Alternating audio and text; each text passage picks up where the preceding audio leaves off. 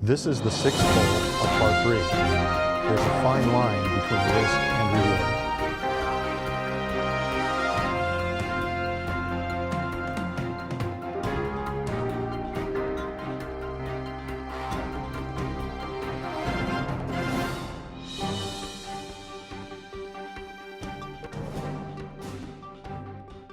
We're standing on the 6th tee at Murasaki Country Club. This is one of the two shortish 3 pars on the golf course. This is the short one on this side. The sixth hole has a major new feature, which is a long lake that runs parallel to the green. Both the green and the lake are at a slight angle, and the players are going to have to be very careful to look to see where the flag is located that day on the green. If the flag is up front, it could be 1 or 2 clubs shorter. If the flag is in the back, it could be 1 or 2 clubs longer. The addition of the lake has made this a very strategic hole, and I think it'll be very enjoyable for the players. The difference being on this 3 par is that there's water right next to the green, short, and all the way around the left side. The key to playing this hole safely, obviously, is favoring long and right. You're going to make par from there, maybe bogey. But the key to playing this hole well and making birdie is you have to take a risk and try to hit it close to the hole, because and if you do that, you're bringing water into play, and you do need to hit it close because there's more slope on this green than some others. The majority of the green slopes from right to left, so if a ball is moving to the left, it's going to keep moving towards the water. But there's also some subtle undulations in the green that segment it from front to back. It is a decision you have to make before you hit your shot.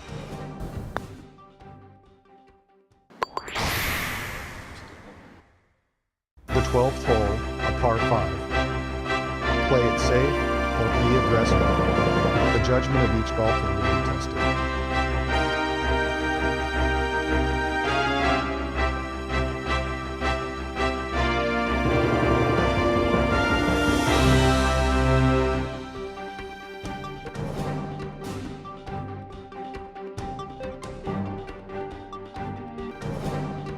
This is the shortest par 5 on the golf course. For many players, they'll be able to reach this in 2 if they hit a good drive. The fairway slopes from right to left, so precision is important. The pond cuts well in front of the green, so placement of the second shot, if you're not going to reach the green in 2, is critical. We're standing on the 12th tee, which is a short 5 par, but just because it's short doesn't mean it's easy. If you can reach the hole in 2, you need to drive it in the right side of the fairway, which is not an easy task because the fairway slopes right to left.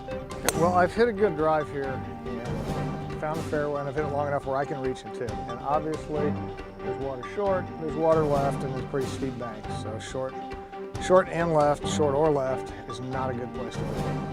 So if you're going to go at the green, you need to be pretty precise. If you bail out in the right bunker, you have a hard bunker shot, but it's certainly better than being in the water. That's going to be a decision that's hard for a lot of people to make. You know, it adds a thought process, and I think the more people play here, the more they will learn where they want to lay it up to certain pins. The green on this hole is particularly interesting and probably one of my favorites on the golf course. It's perhaps the most undulating green we have. So here again, the player is going to have to analyze where the flagstick is on the green before he hits his approach shot. Okay, this is by far the most severe green on the golf course. It's got 3 distinct sections. You've got the front, you've got the back right, and the back left. But that gets back to why it's so critical to lay up in the proper position to have the easiest wedge shot to get to the proper section of the green. It's a great members 5 par, and I can see if they have a professional tournament here, turning this into a 4 par, it'd probably be the most difficult hole on the course.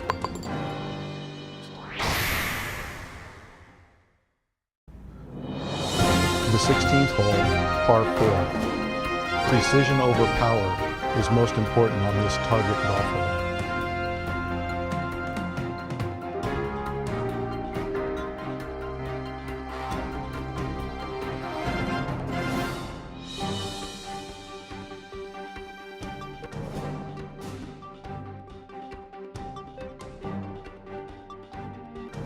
This is the 16th hole is a short dogleg left, par 4.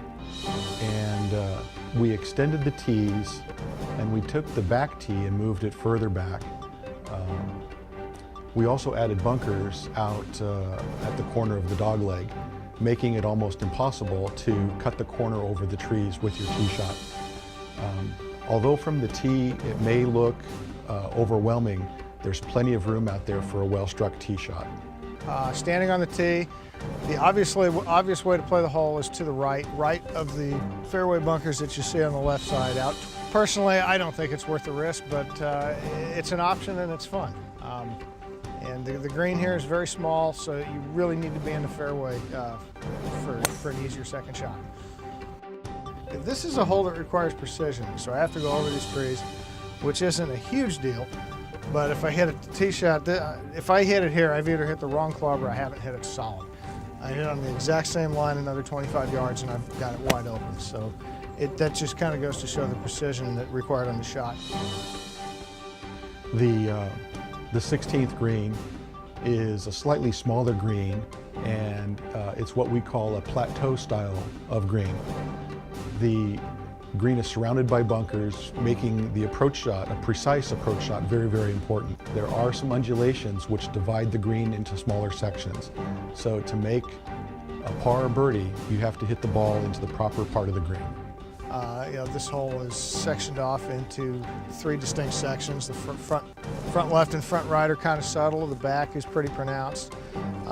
Again, the hole's all about precision. If you want to hit, have a putt that you can make, you need to hit it in the right portion of the green.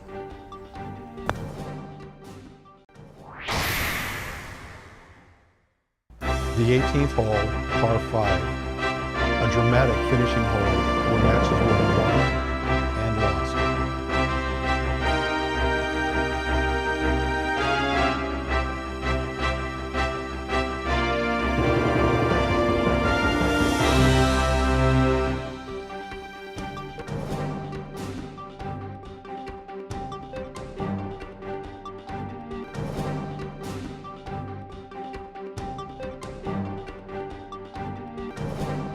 I think the 18th hole at Murasaki could be one of the most talked about finishing holes in Japan. It's a very dramatic finishing hole. It starts with a tee shot that comes between out of a chute of trees. We took the back tee and extended it further back, but we also put in 3 fairway bunkers in almost a triangular pattern in the fairway. 2 fairway bunkers on the right, 1 on the left. So it's very, very important that the players hit the ball in the fairway to get off to a good start on this hole. Well, the fairway is not small. If you miss it, you're in a bunker. And the best layup, if you can see, there's a tree in the center of the fairway about 100 yards from the green. The best layup is to the right of that. It's a harder shot. You've got to fit it between a grove of trees on the right. That'll leave you a much easier third shot, or you can take the easy second shot and have to shoot across a bunker towards the water. And if you're going at the green in 2, if you miss it to the right, there's a really good chance it's going to go in the water. So there's a lot of things that can happen on this hole. It will lead for a fun and exciting finish. The heart and soul of the 18th hole really lies in the second and third shots to the green. Depending on how a player approaches the green with either second or third shot, they're going to have some different results. If you come in from the right, we have a long swale approaching the green, and it gives you the best angle because the green slopes from left to right towards the lake. If the player decides to come in from the left side of the fairway, they're going to have to contend with that green falling away from them and hit a very precise shot so that they don't end up in the lake. If you can't reach the green from here, you got a lot of options. You can see the flag just to the right of the green. It goes down slope into the water, so it's a dangerous shot to try. There's a lot of risk. There's a lot of reward. And if you bail out to the left, that bunker is pretty deep, and you're aiming right at the water from that bunker, so it's a difficult shot. If you want to lay it up, the best layup is to the right of this tree that you see in front of us, and then you're just pitching right up the green. So you have a lot of choices on what to do from here, and depending on how much risk you're willing to take, there is a lot of reward for pulling off a good shot, but there's a lot of punishment for not. We thought about all different types of players who would come to the Sumari course to play.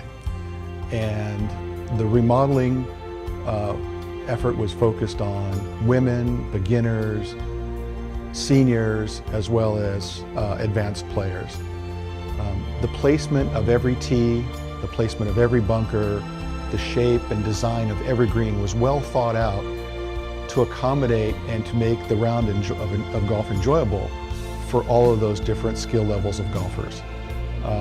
So people coming out to play golf, they play the right tee, think about every shot, they'll have a very enjoyable day at the golf course. The golf course was designed for players of all ability levels, so everybody can enjoy it. You don't have to be a power player, you don't have to necessarily be a dead straight player, you don't have to hit it high, you don't have to hit it low. Players with all different types of games can get around this golf course. And also a good thought process would be helpful, how you plan to attack the golf course, so it will never get boring. Members can play it day after day, week after week, year after year, and never get bored. A course you can come and play every week, a course you'll never get tired of. That's the Murasaki Country Club Sumire course.